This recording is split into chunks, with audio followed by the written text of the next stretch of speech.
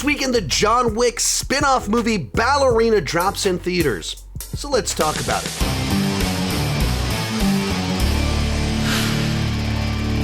Hi, my name is Sean, and I love to talk about movies and TV way too much. With that in mind, go ahead and join me down below in the comments section. Share your thoughts on the Ballerina. What's your excitement level if you've seen it? What did you think about it? Now, if you don't know the exact backstory of this movie, it is set primarily between the events of John Wick 3 and 4. Therefore, John Wick does appear several times throughout the movie. It is about one of the ballerinas from the ballerina school that is featured in John Wick 3 and 4. And it is directed by Len Wiseman, who did the Underworld movies as well as Die Hard 4.0 and the Total Recall remake. And then it was supposed to come out like a year ago, and they delayed it a year to do reshoots. And they had Chad Stahelski, the guy that directed the John Wick movies, to come in to punch up the action, to make it better, to make sure it lived up to the reputation of the rest of the franchise. And so there was a little bit of concern that maybe the movie wasn't very good. It was a mess. It didn't work. Anytime you do corrective reshoots and delay the film, that's a red flag. It doesn't mean sometimes you can fix the movie. Sometimes you just have something that doesn't work in general. So when it comes to Ballerina, this is an example of a movie that they screwed it up and tried to fix it with reshoots and couldn't? Or is this movie that was perhaps saved by reshoots? Let's get started with the good. And I'm very happy to say I thought this movie kind of ruled. By the end of it, I had such a big grin on my face, and it absolutely delivered the action, the chaos, the carnage that you want from a John Wick movie. And probably most importantly, save for a couple things I'll talk about in the negatives, I didn't really notice any signs of major reshoots or anything like that. It just kind of worked and flowed smoothly and had very cool action. In particular, it's the kind of movie where it feels like it just gets better and better as it goes along. So by the time it ends, you're just like really amped up, like, yeah, they did it. That movie was so much better than I expected it to be. That was a really good action movie. So let's kind of unpack exactly what works about the movie. And essentially, we're following Ana de Armas's character, Eve, who when she was young, her father was killed. And so she's kind of had that chip on her shoulder, was raised by the school of the ballerinas, and there's some people out there that she really doesn't like and wants to get revenge on them. Very kind of straightforward action movie plot, which is fine. None of the John Wick movies have been known for their deeply layered, complex storytelling. It's about fairly straightforward plots in a very dense, populated world with a great style around it. So I have no issue with the fact that it's a fairly straightforward revenge plotline. But it does feel different from the John Wick movies because each of the mainline Wick movies are very, like, they take place over a weekend. That a thing happens and now he's out for revenge. Like, it's kind of like we're present in the story that happens right now. And in the case of this movie, you see her as a little girl, you kind of see her training, like it's a much larger scope and size of following a character and why she's the way she is and how she's interacted with the world of John Wick and who is she out to get. Along those same lines, without wanting to get too much into the plot, the basic setup is straightforward. There are some twists, some turns. There's some mystery about the family and kind of how it ties into it. And in that, it's able to add its own little new layer to the lore of John Wick. So much of what makes these movies cool and fun is the world building, that there's all these strange groups and organizations with different rules and everything like that. And this movie sets itself distinctly it starts off in several different familiar places with characters that we've met before. And then it takes us and we learn more about other aspects of the world of John Wick. And so it continues to build out that mythology, the lore, the world building, all of that fun stuff.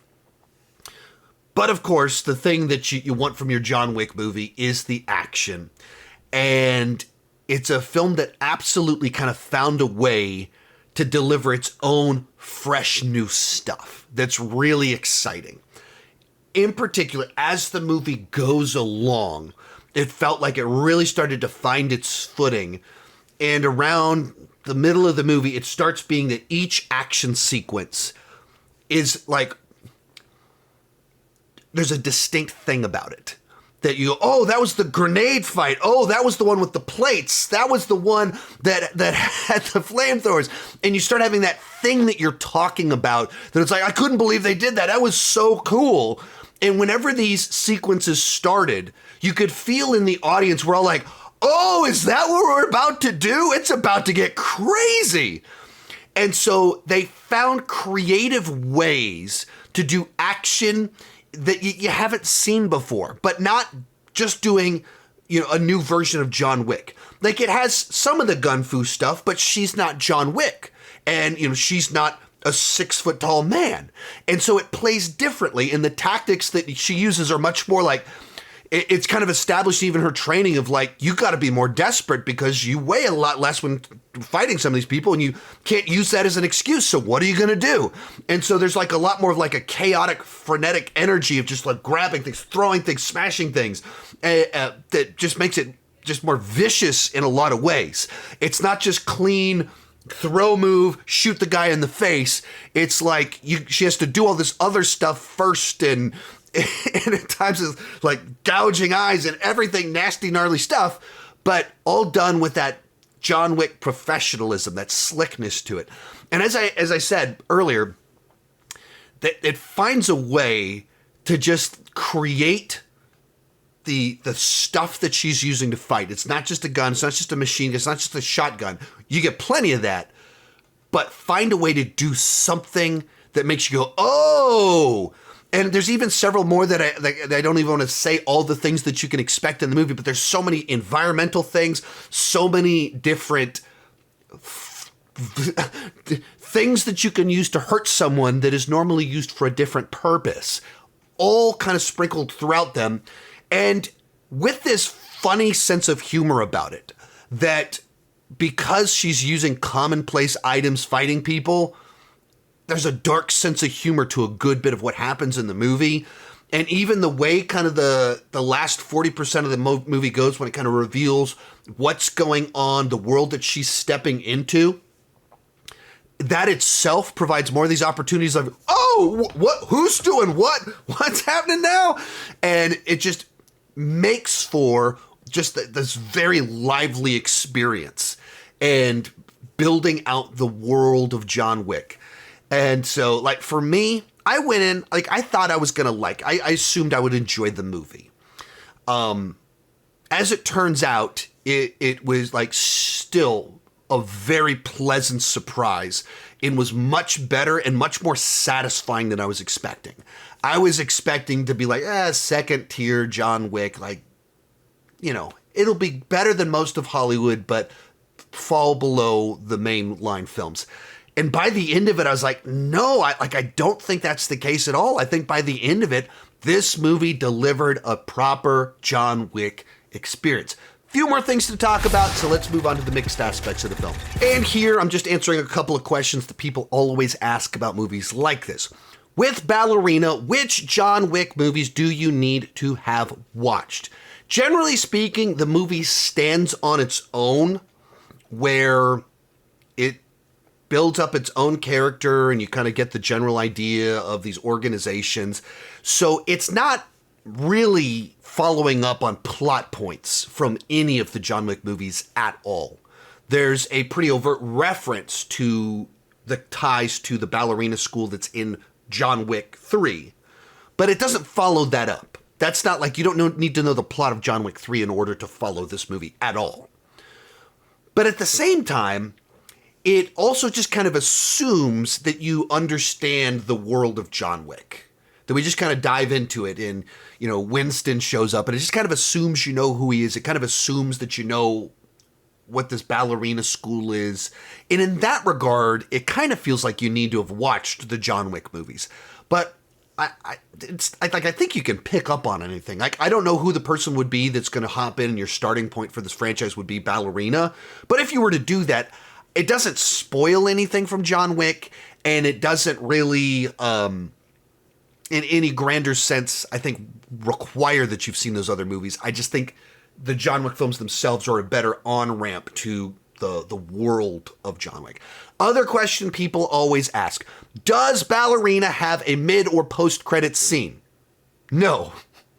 There's nothing to sit through. There are a couple of new Evanescence songs, so if you like Evanescence, it's nice they're doing like a revival in the year 2025. Otherwise, it's just the credits. There's no scene to check out. Let's move on to the bad. There's a few things about the movie that didn't fully work for me, but generally speaking, I really dug this film, and I really do think it worked really well. First thing that came to mind, about halfway through the movie, I had the thought that this whole movie kind of has B-team energy. That this is not the A-team making this movie. Now, keep in mind, the B-team here would be the John Wick team B-team. So, the B-team for the best team. It was still really cool action that's far better than average for Hollywood, that there was interesting world building, interesting environments that we're going to. But the first half of the movie, if you just compared it to Hollywood, it's above average and it's doing really well. But if you compared it to the John Wick movies, the world wasn't as vibrant and the action wasn't as groundbreaking and interesting.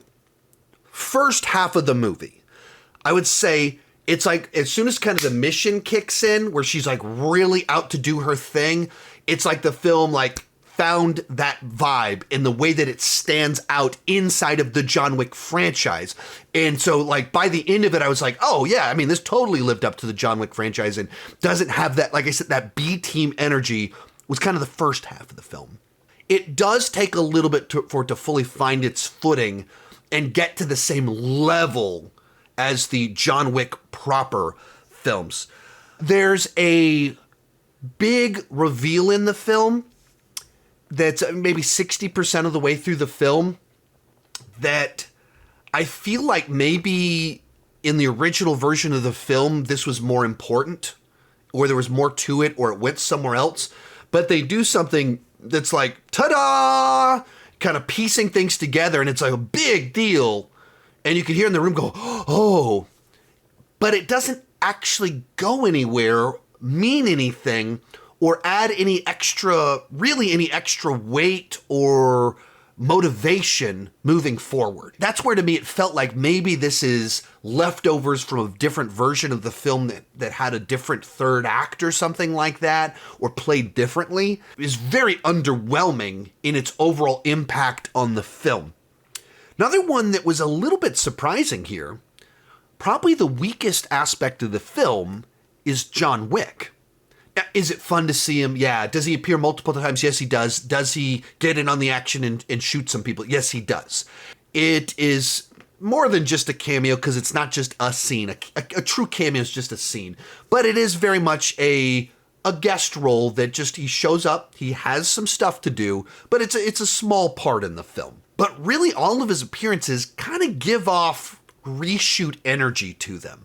As if they realized we'll sell a lot more tickets if we put him in the movie. But because you're actually invested in Eve, the Ana de Armas character, when he shows up, it almost feels like we're like, hey, but cool, I like to see John, but it feels like you're distracting me from our actual plot. Like, I just want to kind of continue with what she was doing. This is more of a distraction at this point in time, which was interesting and almost a good sign for the movie, that the movie was working in and of itself. It's not propped up by John Wick showing up. I get it. You'll sell more tickets if you can put John Wick in the trailer. But as for the movie itself, they made a movie and they cast someone that I just got invested in what she was doing. And I didn't need John Wick in the movie. It was just kind of like, oh, cool. I guess it's cool to see him. To kind of the B-team energy vibe that I said before, that the main John Wick films just look so cool. And that just the set design, every environment is so lively and mirrors, bright colors, and It's just such a potent world and a distinct look. And this movie never really lives up to that. You get some of it as you move into the town towards the end of the film, in particular when there's like these cool blues and literal flame oranges, and there's some nice color contrast that you get some of that, but it never really gets as good when it comes to just the look of the film as you got from the mainline John Wick films. But in general, I feel like they found the right spinoff, cast the right person, and it's like, if this is what our John Wick spinoffs are gonna be, let's keep doing it. This is how to do it right. I still haven't finished all of the Continental, the TV show they did. That one never hooked me. That was like, this is just not doing it for me quite yet. I'll finish it by this weekend, but this does never hooked me. The Ballerina absolutely recaptures the John Wick magic, but from a different perspective, a different type of action hero, but delivering more of what you want from these movies. Overall, let's go A-, 8.5 out of 10 on the entertainment scale. See it in the theater. If you like action movies, this is a great action movie, and this is one that we want to tell Hollywood, give us more of these. These John Wick guys, they know what they're doing. They're giving us cool action movies, and I want them to keep giving us very cool action movies, because I love action movies, and keep talking movies and TV too much. Bye-bye.